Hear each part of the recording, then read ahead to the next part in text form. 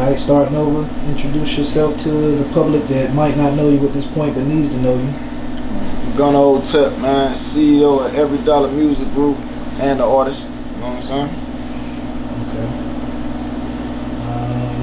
So explain to them your genre of music and talk about your current project that you have out and any past projects. My genre of music, man, I call it like reality rap, bro. You know, it's just, you can listen to my mixtape and it's like listening to my autobiography. You know what I'm saying? Everything facts, bro. And then, like, if you come to my city, like, they're gonna tell you, you know what I'm saying, they vouch for it. But I'm not making stuff up, bro. And I try to, like, have a positive message in between all the negativity, you know what I'm saying? At the same time, kind of like guide you in a different direction. Absolutely. So, you've done a series of mixtapes called Come Up and Stay Up. Right. Currently 3 volumes of them. And the latest release, the one that you put out in 2018, is Come Up and Stay Up Volume 3, Bad Karma. Right.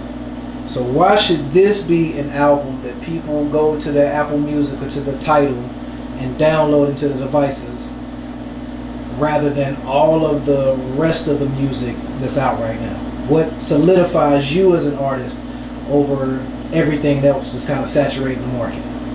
It's like my mixtape like watching a movie. You know what I'm saying? And like I told you, it's based on a true story. So it's like I'm just giving you my life over audio. You know what I'm saying? And it's interesting. Okay. Now, I personally have, or anybody that follows me on social media may have seen on your last mixtape, I think it was America's Nightmare, Volume 2.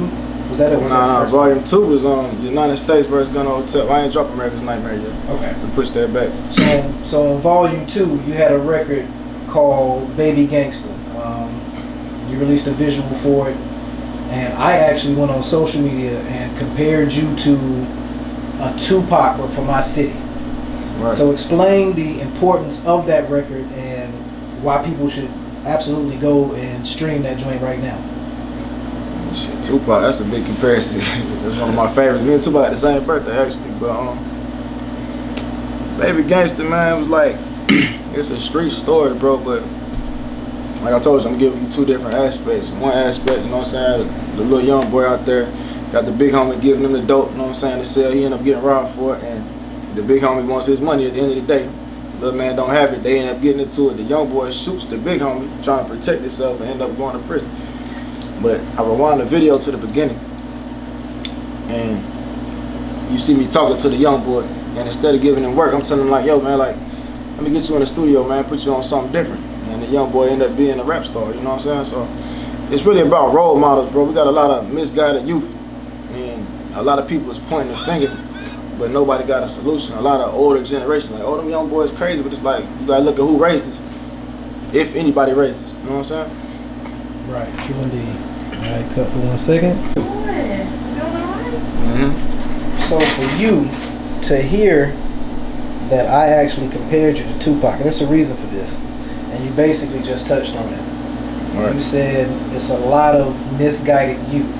Everybody, I feel like nowadays, is just caught up in the bling or the glitz and the glamour of being a rapper or being an artist. But a lot of people don't take the time to want to guide the younger generation on the business aspects of it. And then for me, there is a very, very conscious element to a lot of the records that I've heard you do. Right. So how does that make you feel for someone to compare you to such greats like a Tupac? You know, that's a great comparison, but I like my individuality also, you know what I'm saying? I really don't, I try to be in my own lane. I don't really want to be like anybody else, you know what I'm saying? But Tupac is definitely one of my favorites, you know what I'm saying? That definitely makes sense. And I appreciate it though. Alright, let's begin. So what is the one thing that anybody watching this interview or anybody researching new up and coming artists, what is one thing that the world needs to know about Gunna Otep? Man, one thing.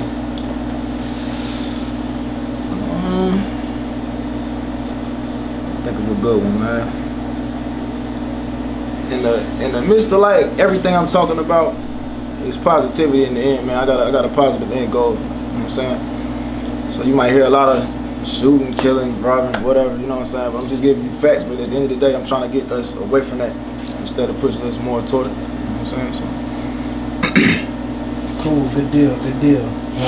Where can they find you? Social media. Man, Gunna Otep on Facebook, EDC Gunna on Snapchat, Gunna Otep on Instagram. You know what I'm saying?